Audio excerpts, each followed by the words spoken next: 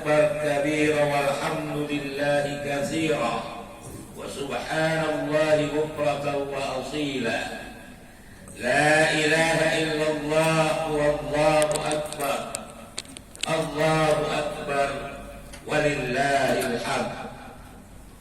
الحمد لله الذي جعل هذا اليوم عيدا للمسلمين وجعل عبادة الحج وعيد الأضحى من شعائر الله وإحياءها من تقوى القلوب.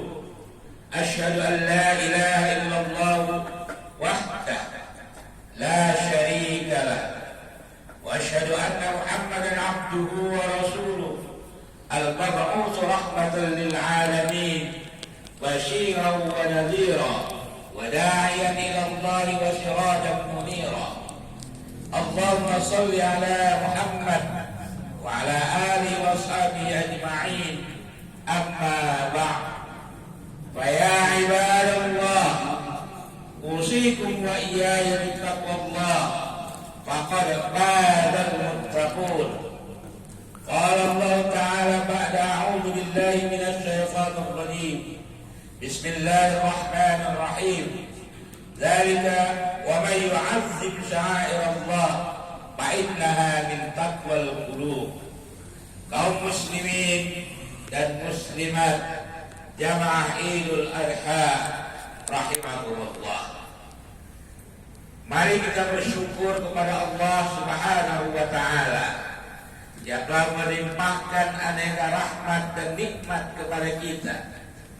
Allah berkenan memberikan kehidupan kepada kita semua sampai pada bulan terakhir tahun 1444 Hijrah ini, sehingga pada pagi hari ini tanggal 10 Zulhijjah 1444 Hijriah kita dapat merayakan Idul Adha dengan suasana gembira, tenang dan khidmat. Lebih daripada itu, khusus di pagi hari ini Allah melimpahkan kesehatan dan kesempatan kepada kita semua sehingga kita dapat berkumpul untuk melaksanakan sholat Id dengan khusyuk.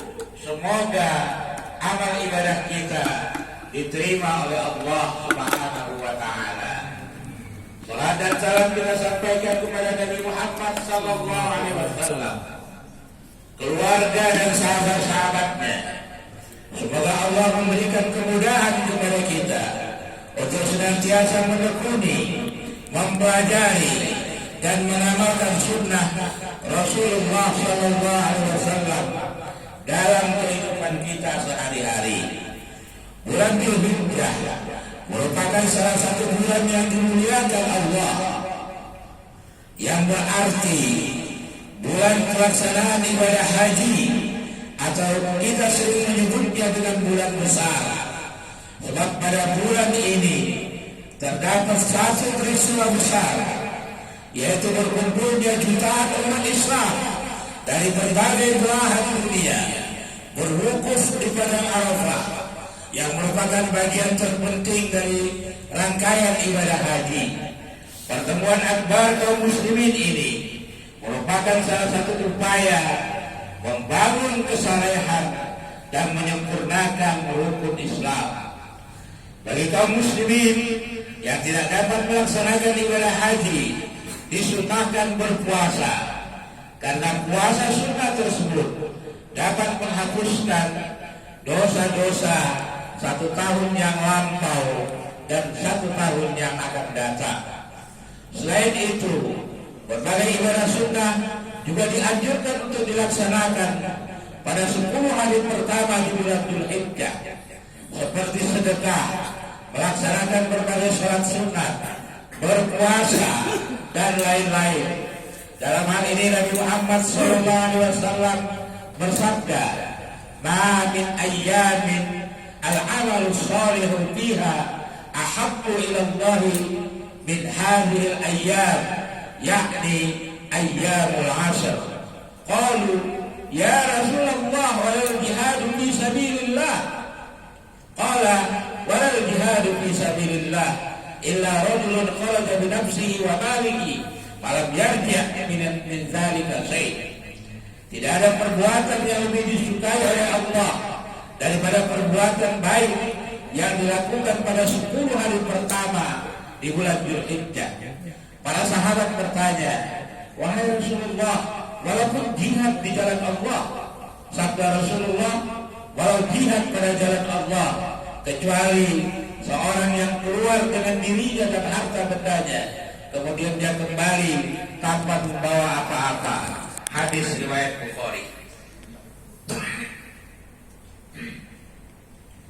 Kemudian pada tanggal 10 Dzulhijjah, hari ini dan 3 hari berikutnya, 11, 12, dan 13 Dzulhijjah, yang dikenal dengan hari-hari tasyrik, kita merayakan dan berada dalam suasana Idul Adha atau Idul Kurban atau Idul Nahar. Dalam 4 hari ini, kaum muslimin dianjurkan dengan sangat untuk menyembelih hewan kurban berupa kambing, domba, sapi, kerbau, dan unta. Selain itu, dianjurkan juga untuk bertakbir, bertahlil, dan bertahmid. Anjuran berkurban disampaikan oleh Nabi dengan sangat keras, sampai-sampai Nabi menyatakan, barang siapa yang mampu tapi dia tidak berkurban, maka janganlah sekali-sekali ia mendekat ke tempat sholat kami. Allahu Akbar, Allahu Akbar, Allahu Akbar, walillahil hamd. Kaum muslimin dan muslimat yang semoga dimuliakan oleh Allah, para khatib, da'i, ustaz telah banyak menyampaikan berbagai hikmah Idul Adha, mulai dari ibadah haji, kurban, kesabaran seorang ayah, kepatuhan seorang istri dan anak, dan lain sebagainya. Maka dalam kesempatan ini, izinkanlah khatib menyampaikan khutbah dengan judul Istiqomah dalam kesalehan. Semoga kaum muslimin dan muslimat dapat menarik hikmah khutbah ini, dan terpenting lagi dapat mengamalkannya dalam kehidupan kita sehari-hari. Sejarah kurban yang dilakukan oleh manusia diabadikan Allah dalam Al-Quran. Kurban pertama sekali dilakukan oleh Habil dan Qabil, putra Nabi Adam. Hal ini disebutkan dalam surat Al-Maidah ayat 27. Watlu alaihim naba'a abnai Adam bil haqq idh qarraba qurbanan fatuqabbala min ahadihima wa lam yutaqabbal min al-akhari. Qala la'aqtulannak qala innama yataqabbalu Allahu minal muttaqin. Ceritakanlah kepada mereka kisah kedua putra Adam, Habil dan Qabil. Menurut yang sebenarnya, ketika keduanya mempersembahkan kurban, maka diterima dari salah seorang dari mereka berdua, yaitu dari Habil, dan tidak diterima kurban dari yang lain, yaitu Qabil. Ia berkata, Qabil berkata, aku pasti membunuhmu. Habil berkata, sesungguhnya Allah hanya menerima kurban dari orang-orang yang bertakwa. Dikisahkan bahwa Hawa ketika itu selalu melahirkan anak kembar, satu laki-laki dan satu perempuan. Qabil lahir bersama Ikrimah yang berparas cantik, sementara itu Habil lahir bersama Labuda yang parasnya tidak secantik Ikrimah. Menurut peraturan pernikahan ketika itu, tidak boleh menikah dengan saudara kembar. Oleh karena itu, Qabil harus menikah dengan Labuda dan Habil menikah dengan Ikrimah. Qabil menolak aturan tersebut dan menuduh bahwa peraturan itu hanyalah akal-akalan Nabi Adam agar Qabil tidak bisa menikah dengan Ikrimah. Singkat cerita, Nabi Adam memerintahkan kepada kedua putranya untuk berkurban dengan ketentuan, siapa saja yang kurbannya diterima, maka dialah yang berhak menikah dengan Ikrimah. Qabil sebagai seorang petani, ia pun mempersembahkan kurban berupa buah-buahan. Sayangnya, ia memilih buah-buahan yang sudah tidak segar lagi. Sedangkan Habil, seorang peternak, Dia mempersembahkan kurban berupa seekor kambing yang terbaik yang ia miliki. Ternyata kurban Qabil ditolak dan kurban Habil diterima. Kenyataan ini tidak memuaskan Qabil. Ia marah dan memukul kepala Habil dengan batu hingga tewas. Selanjutnya Al-Quran menceritakan kisah kurban yang dilakukan oleh Nabi Ibrahim alaihissalam. Setelah bertahun-tahun mendambakan kehadiran seorang anak, akhirnya istrinya Hajar melahirkan seorang bayi yang diberi nama Ismail. Baru saja Ibrahim dan keluarganya bergembira dengan kelahiran Ismail, dan bayi Ismail masih merah. Allah perintahkan Ibrahim membawa istri dan anaknya ke satu tempat, yaitu lembah yang tidak ada satupun tanaman tumbuh di sana.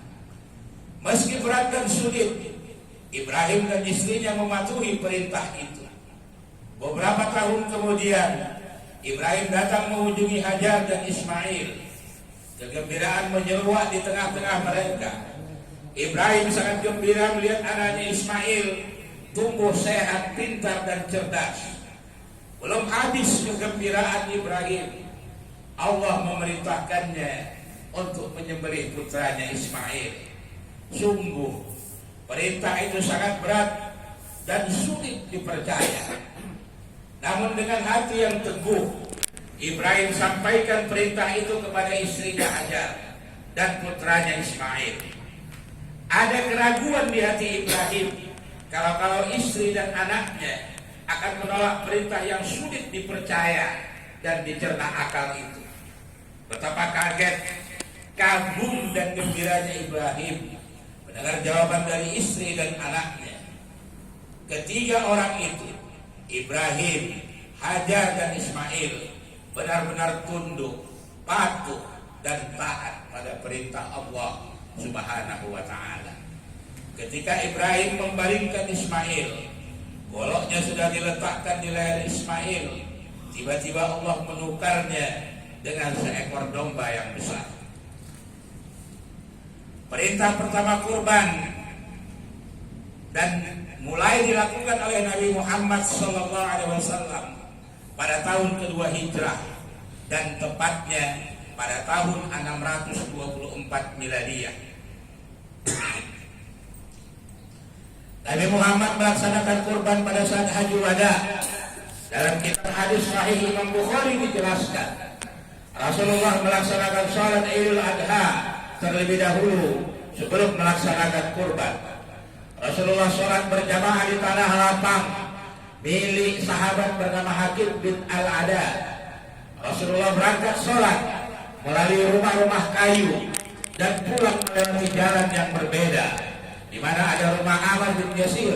Hal tersebut dilakukan Nabi Muhammad SAW untuk memperluas syiar Islam.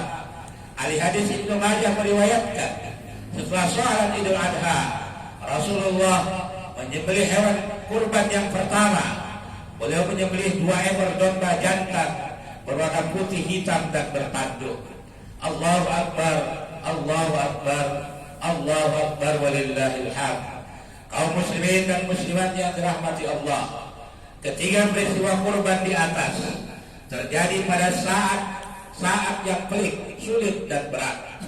Peristiwa pertama menghadapi kenyataan pelik tentang perlawanan pada peraturan pernikahan yang berlaku pada waktu itu dan berujung pada pembunuhan. Peristiwa kedua, kesulitannya terletak pada dilema antara rasa sayang kepada anak dan mematuhi perintah Allah yang berujung pada kepatuhan melaksanakan perintah Allah.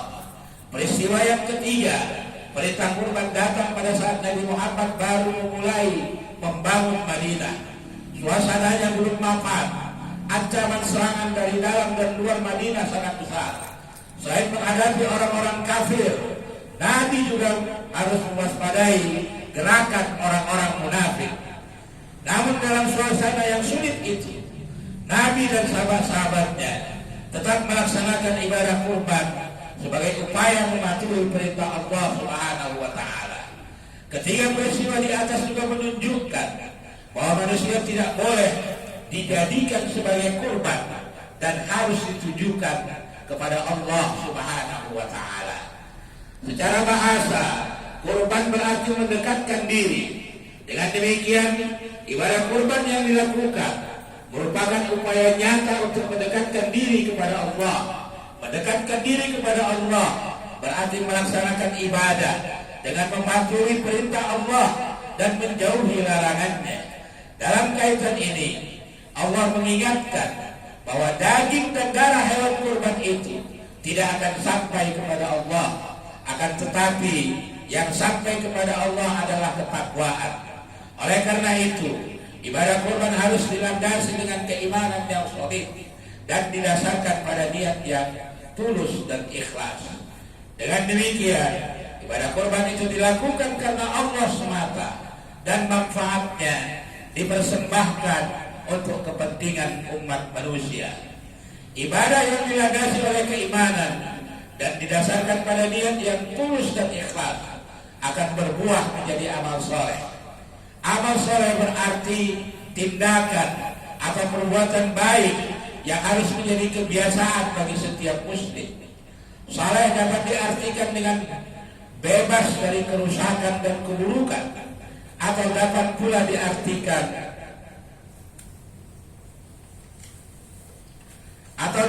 diartikan dengan tindakan atau perbuatan yang sesuai dengan aturan dan ketentuan. Dengan demikian, amal saleh berarti perbuatan-perbuatan yang dilakukan dengan iman dan ikhlas serta sesuai dengan ketentuan dan ketetapan yang telah diturunkan oleh Allah dan dicontohkan oleh Nabi Muhammad sallallahu alaihi wasallam. Kesalehan dapat dipahami sebagai kesungguhan seseorang membiasakan diri melaksanakan perintah dan meninggalkan larangan berdasarkan keimanan dan keikhlasan. Keimanan dapat ditumbuh suburkan dengan melaksanakan berbagai ibadah dan bermuamalah secara anggun. Sedangkan keikhlasan dapat ditumbuhkan dengan menyembunyikan berbagai kebaikan yang telah dilakukan. Selain itu, perbuatan baik tersebut haruslah dilaksanakan sesuai dengan ketentuan dan aturan yang berlaku. Dengan demikian, satu perbuatan baru dapat dikatakan saleh jika dilaksanakan secara baik sesuai dengan tuntunan, ketentuan, dan peraturan yang ditetapkan oleh Allah dan Rasul-Nya. Setiap muslim haruslah menyukai, mencintai, dan membiasakan diri untuk melakukan berbagai tindakan kesalehan di mana saja dan kapan saja. Lebih daripada itu, ia pun harus mendakwakan atau mengajak orang lain untuk melakukan tindakan-tindakan kesalehan, baik dengan perkataan maupun perbuatan. Oleh karena itu, setiap muslim harus melatih, mendidik diri sendiri, serta membiasakan diri dalam melakukan tindakan kesalehan sepanjang hayat. Melalui latihan, pendidikan dan pembiasaan yang terus-menerus akan dapat mewujudkan kesalehan dalam hidupnya. Akhirnya, mari kita menundukkan kepala, bermohon dengan kerendahan hati kepada Allah Subhanahu wa taala. Allahumma ighfir lil mu'minina wal mu'minat wal muslimina wal muslimat al ahya'u minhum wal amwat bi rahmatika ya arhamar rahimin. Allahumma a'izz al islam wal muslimin wa azil asyirka wal musyrikin wansur ibadaka al muwahhidin wansur man nasara ad-din واخذل من خذل المسلمين ودمر أعداء الدين واعلي كلمتك إلى يوم الدين. اللهم ادفع عنا البلاء والوباء والزلازل والمحان وسوء الفتنة والمحان ما ظهر منها وما بطن عن بلدنا إندونيسيا خاصة وسائر البلدان المسلمين عامة يا رب العالمين. ربنا اغفر لنا ولإخواننا الذين سبقونا بالإيمان ولا تجعل في قلوبنا غلا للذين آمنوا ربنا إنك رؤوف رحيم. ربنا ظلمنا أنفسنا وإن لم تغفر لنا وترحمنا لنكونن من الخاسرين. ربنا هب لنا من أزواجنا وذرياتنا قرة أعين واجعلنا للمتقين إماما. ربنا اجعلنا من مقيم الصلاة ومن ذريتنا. ربنا اجعلنا من مقيم الصلاة ومن ذريتنا. ربنا اجعلنا من مقيم الصلاة ومن ذريتنا. ربنا اجعلنا من ربنا لا تؤاخذنا إن نسينا أو أخطأنا. ربنا ولا تحمل علينا إصرا كما حملته على الذين من قبلنا. ربنا ولا تحملنا ما لا طاقة لنا به. واعف عنا واغفر لنا وارحمنا أنت مولانا فانصرنا على القوم الكافرين. ربنا آتنا في الدنيا حسنة وفي الآخرة حسنة وقنا عذاب النار. عباد الله إن الله يأمر بالعدل والإحسان وإيتاء ذي القربى وينهى عن الفحشاء والمنكر والبغي يعظكم لعلكم تذكرون. فاذكروا الله يذكركم ولذكر الله أكبر والحمد لله رب العالمين. والسلام عليكم ورحمة الله وبركاته.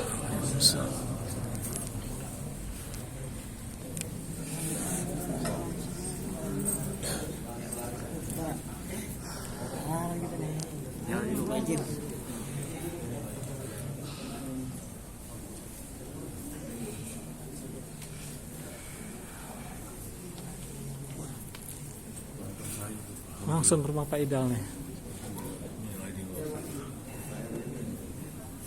Ya,